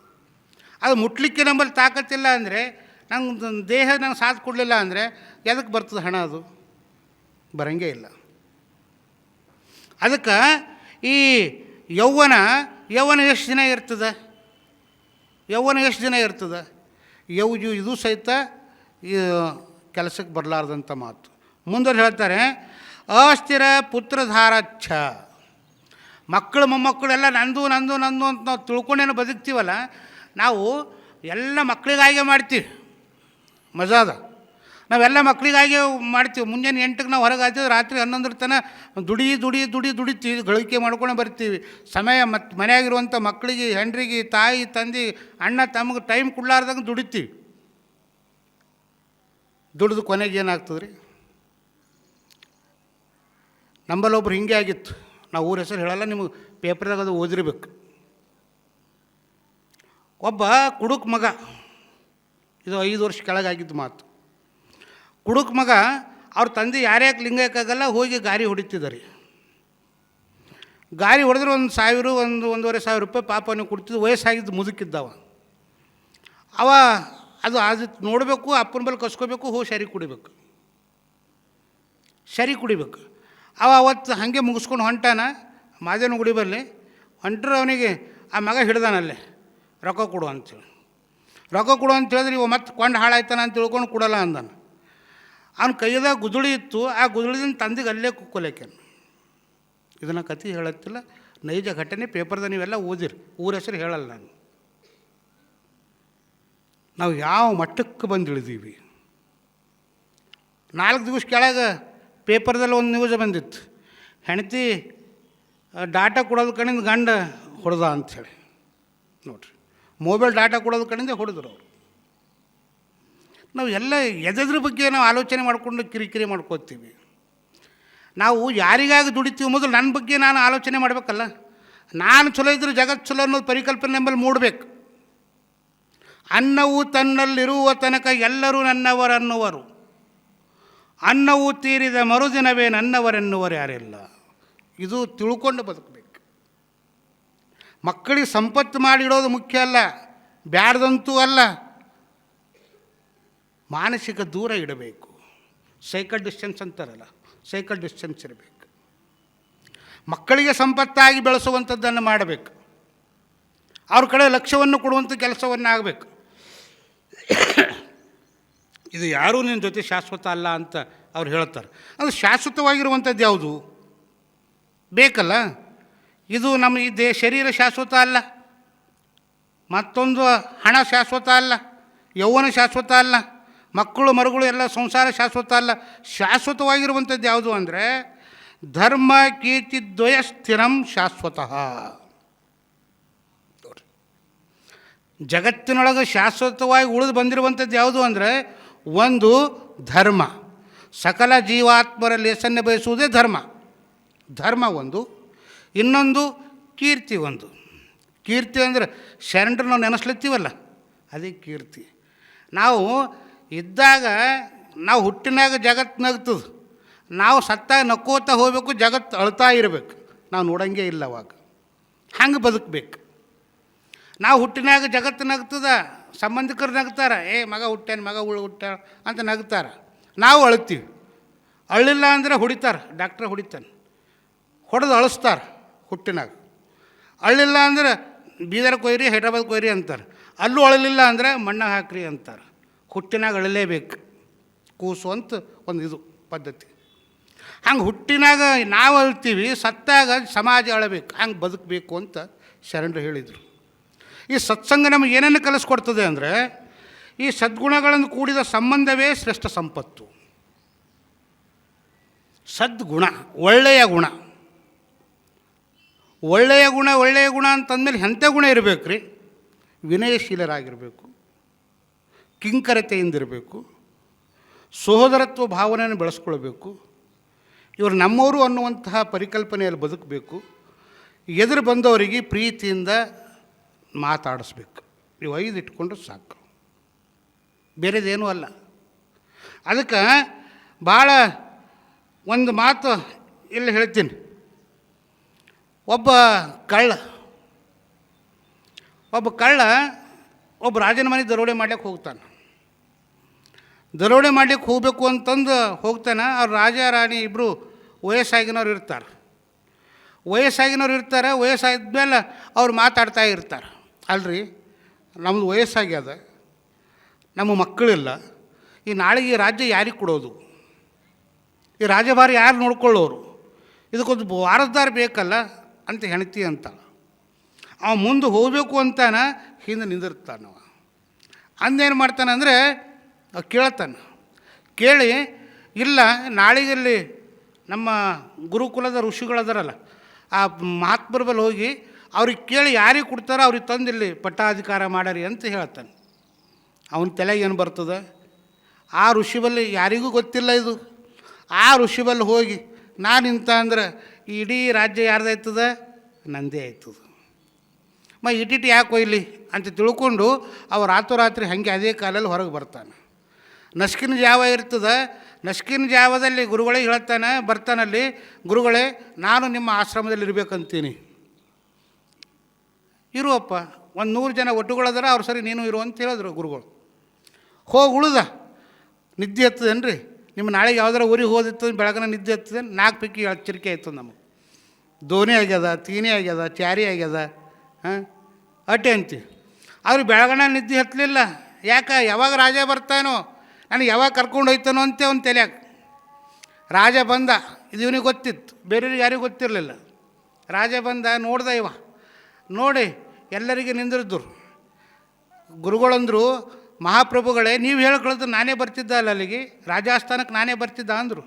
ಇಲ್ಲ, ಇದು ನನ್ನ ಕೆಲಸ ಗುರುಗಳೇ, ಅದಕ್ಕೆ ನಾನು ಬಂದೀನಿ. ಏನಾಗಬೇಕಾಗ್ಯದ? ನಮ್ಮಿಬ್ಬರು ದಂಪತಿಗಳಿಗೆ ಮಕ್ಕಳಿಲ್ಲ, ನಮಗೊಂದು ರಾಜ್ಯಕ್ಕೆ ಒಬ್ಬ ಮಗ ಬೇಕಾಗ್ಯಾನ, ಅದಕ್ಕೆ ನಿಮ್ಮ ಲಿಂಗಾಸ್ಥಾನ ಕೊಟ್ಟರೆ ತಗೊಂಡು ಹೋಗ್ತೀವಿ ಅಂದರು. ಗುರುಗಳೇನಂದರು, ನೋಡ್ರಿ ಅಲ್ಲಿ 100 ಜನ ಅದಾರ, 101 ಜನರು ಅದಾರ, ಅಲ್ಲಿ ಯಾರು ಬರ್ತಾರ ಅವ್ರಿಗೆ ಕರ್ಕೊಂಡು ಹೋಗ್ರಿ ಅಂತ ಹೇಳಿದ್ರು. ಇವ ಎಲ್ಲರೂ ಲೈನಿಗೆ ನಿಂತರು. ಇವ ಎಲ್ಲಕ್ಕ ಲಾಸ್ಟ್ ನಿಂತ. ಯಾಕೆ? ಕೊನೆಗೆ ಬಂದಿನವಿದ್ದಲ್ಲ. 1ನೇವನಿಗೆ ಕೇಳಿದ್ರು, ನಾ ಬರೋಂಗಿಲ್ಲ ಅಂದ. 2ನೇವನಿಗೆ ಕೇಳಿದ್ರು. ಇವನು ಹೊಟ್ಟೆಯಾಗ ದಡ ದಡ ದಡ ದಡ ಹುಡ್ಕೊಳತ್ತು. ಯಾರ ಹ್ಞೂ ಅಂತಾರೇನೋ ಹೋಯ್ತಾರೇನೋ, ನಾ ಹೆಂಗೆ ಮಾಡಲಿ ಅಂತ. ಎಲ್ಲರಿಗೆ ಹಾಗೆ ಕೇಳಿದ್ರು. 70, 80, 90 ಆಯಿತು. 100 ಆಗ್ಲತ್ತು. 99ಕ್ಕೆ ಬಂತು. ಅವಂದ, ಅಲ್ಲ ಇಡೀ ರಾಜ್ಯವನ್ನು ಕೊಡ್ತಾ ಅಂದ್ರೆ ಇವ್ರು ಯಾರೂ ಒರ್ಲಾಲತ್ತಾರ, ಮತ್ತು ಇದ್ರೊಳಗೆ ಏನದ ಅಂದವ. ಇಡೀ ರಾಜ್ಯವನ್ನು ಕೊಡ್ತಾ ಅಂದ್ರೆ ಇವ್ರು ಯಾರೂ ಹೋಗಲಾಲತ್ತಾರ ಅಂದ. 100 ಬಂತು. 100 ಮುಗೀತು. 101ಕ್ಕೆ ಇವನೇ ಇದ್ದ. ಇವನಿಗಂದರು, ನೋಡಪ್ಪ ಯಾರೂ ಬರ್ತಾಯಿಲ್ಲ 100 ಜನ, ನೀವು ಒಬ್ಬವರ ಬಂದು ರಾಜ್ಯವನ್ನು ಉದ್ಧಾರ ಮಾಡಿ ನಡಿ ಎಂದ. ಅವಂದ, ಮಹಾಪ್ರಭುಗಳೇ ಇಲ್ಲಿರುವಂಥ ಸಂತೋಷ ಅಲ್ಲೇನದ ರೀ, ನಾ ಬರಂಗಿಲ್ಲ ಅಂದವ. ಅವನಿಗೇನೂ ಗೊತ್ತಿಲ್ಲ. ಅವನಿಗೆ ಏನು ಗೊತ್ತು ಅಂದರೆ, ಸತ್ಸಂಗದಲ್ಲಿ ಬದುಕುವಂಥ ಜನರು ಅದೆಲ್ಲವನ್ನು ಧಿಕ್ಕಾರ ಮಾಡ್ಯಾರ ಅಂದಮೇಲೆ ಇಲ್ಲಿ ಅದಕ್ಕಿಂತ ಹೆಚ್ಚಿನ ಪ್ರೀತಿ, ಗೌರವ, ವಿಶ್ವಾಸ, ನಂಬಿಕೆ ಅದ ಅಂತ ತಿಳ್ಕೊಂಡು ಅವ ಹೋಗಲಿಲ್ಲ. ನಮಗೆ ಸತ್ಸಂಗ ಇದನ್ನು ಕಲಿಸ್ಕೊಡ್ತದೆ. ಸತ್ಸಂಗ ಅಂದರೆ ಮತ್ತೆ ಬೇರೆದೇನೂ ಅಲ್ಲ, ವೈಚಾರಿಕತೆಯಿಂದ ಬದುಕೋದನ್ನು ಕಲಿಸ್ಕೊಡ್ತದೆ, ನೀತಿ ಮಾರ್ಗದಲ್ಲಿ ನಡೆಯೋದನ್ನು ಕಲಿಸ್ಕೊಡ್ತದೆ, ಬಾಂಧವ್ಯದಿಂದ ಬದುಕೋದನ್ನು ಕಲಿಸ್ಕೊಡ್ತದೆ. ಇದೇ ಸತ್ಸಂಗ, ಬೇರೆದೇನೂ ಅಲ್ಲ. ನೋಡಿರಿ, ಒಂದು ಈ ನಮ್ಮಲ್ಲಿ ವಿವೇಕ ವಿಚಾರಧಾರೆ, ಈಗ ನಾವೆಲ್ಲ ಹೊರಗೆ ಹೋಗ್ತೀವಿ. ಕೆಲವರು ಶ್ರಾವಣ ಮಾಸದ ಪಾದರಕ್ಷೆ ಹಾಕಲ್ದೆ ನಡೀತಾರೆ. ನಮ್ಮ ಕಾಲ ಪಾದರಕ್ಷೆಗಳದಾವೆ. ಮುಳ್ಳಿನ ಮೇಲೆ ನಾವು ನಡಿತೀವಿ. ಮತ್ತೊಂದೇನೋ ಇರ್ತದೆ. ಮುಳ್ಳಿನ ಮೇಲೆ ನಡೆದ್ರೆ ನಮ್ಮ ಮುಳ್ಳು ನಡ್ತದೇನು ರೀ? ನಡಂಗಿಲ್ಲ. ಮುಳ್ಳಿನ ಮೇಲೆ ನಡೆದ್ರೂ ಸಹಿತ ನಮ್ಮ ಮುಳ್ಳು ನಡಂಗಿಲ್ಲ. ಆದರೆ ನಮ್ಮ ಪಾದರಕ್ಷೆಗೆ ಮುಳ್ಳಿತ್ತು ಅಂದರೆ ಒಂದು ಹೆಜ್ಜೆ ನಡಿಗೊಡಂಗಿಲ್ಲ. ನೋಡಿರಿ ಎಷ್ಟು ಚಂದದ. ನಮ್ಮ ಹಾಕ್ಕೊಳ್ಳುವಂಥ ಪಾದರಕ್ಷೆದ ಮುಳ್ಳಿತ್ತು ಅಂದರೆ ನಾವು ಹೆಜ್ಜೆನೂ ನಮ್ಮ ಮುಂದೆ ಹೋಗಿ ಕೊಡಂಗಿಲ್ಲ. ಅದು ರಸ್ತೆ ಮೇಲಿರುವಂಥ ಮುಳ್ಳು ಮೇಲೆ ನಮ್ಮ ಪಾದರಕ್ಷೆ ಹಾಕ್ಕೊಂಡು ಆರಾಮಾಗಿ ಹೋಗ್ತೀವಿ. ನಂಬಲ್ಲಿ ನಮ್ಮ ಒಳಗೆ, ನಮ್ಮ ಅಂತರಂಗದೊಳಗೆ ದುಶ್ಚಟ, ದುರ್ಗುಣ, ದುರಾಕಾರ, ದುರಂಕಾರ, ಗರ್ವ ಇವೆಲ್ಲ ಇದ್ಮೇಲೆ ನಮ್ಮ ಬದುಕು ಮುಂದೆ ಆಗ್ಬಿಡ್ತದೆ. ಹೆಂಗೆ ಕಟ್ ಹೊಡಿತಾ ಇರ್ತದೆ, ನಡಿಗುಡಂಗಿಲ್ಲ. ಅದಕ್ಕೆ ಮಣಿಗುಡ ಇಲ್ಲ ಅಂದ್ರೆ ಏನು ಮಾಡಬೇಕು? ಹಾಗೆ ಇರೋಂಗಿಲ್ಲ. ನಡಿನೇ ಬೇಕಾಗ್ಯದ, ನಮಗೆ ನಡಿನೇ ಬೇಕಾಗ್ಯದ. ಚಪ್ಪಲಿ ಹಾರು ಹೊಡೆಯಂಗಿಲ್ಲ, ಯಾಕಂದ್ರೆ 2,000 ಕೊಟ್ಟು ತಂದೀವಿ. ಹಾರು ಹೊಡೆಯಂಗೂ ಇಲ್ಲ, ಅದು ಬೀಸಾಡಂಗೂ ಇಲ್ಲ. ಅದಕ್ಕೆ ಸಮಾಧಾನದಿಂದ ನಿಂತು ಅದು ಮುಳ್ಳು ತೆಗೆದು ಮುಂದೆ ಹೋಗ್ಬೇಕಾಗ್ಯದ. ಎಂಥ ಮುಳ್ಳು? ಇವೆಲ್ಲ ಅಜ್ಞಾನ, ಅಂಧಕಾರ, ಮೌಢ್ಯ, ಕಂದಾಚಾರ ಇವೆಲ್ಲ ತೆಗೆದು ಸಜ್ಜನ, ಸದ್ಭಾವ, ಸಚ್ಚಿಂತನೆ, ಸದಾಚಾರದಿಂದ ಬದುಕುವಂಥ ಮಾರ್ಗದ ಕಡೆ ನಾವೆಲ್ಲ ಹೋಗಬೇಕಾಗ್ಯದ. ಆ ಹೋಗುವಂಥ ದಾರಿ ಬಹಳ ಅದ್ಭುತವಾಗಿರುವಂಥದ್ದು ಅನ್ನೋದನ್ನು ನಾವು ತಿಳ್ಕೊಳ್ಬೇಕು. ಅದಕ್ಕೆ ಮುಂದೆ ಶರಣರು ಹೇಳ್ತಾರೆ ಭಾಳ ಚಂದ.